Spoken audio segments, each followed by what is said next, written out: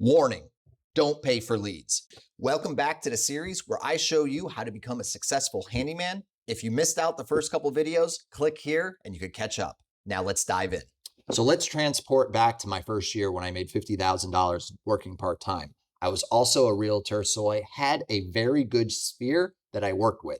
So what that meant was people knew who I already was in the real estate community, and I was able to transfer that over to learning what needed to be done for inspections and honest small repairs. And that's how I was able to grow my business so quick. But you don't need to be a real estate agent to grow quick, because another portion of that came from all my friends and family. It's also a good thing that my parents were retired and I was a part of a retirement community where they need a lot of help.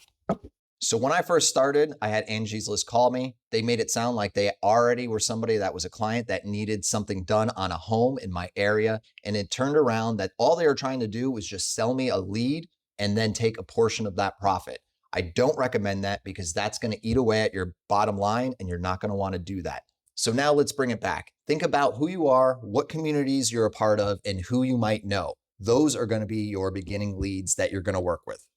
Whether if you're part-time or full-time, keep these ideas in mind when you're trying to grow your business and get new clients, but always remember, be aware of scams and not wasting your money in the beginning. Thanks for watching. So the next video, I'm going to dive into what tools you will need and won't need to start your own handyman business. Stay tuned.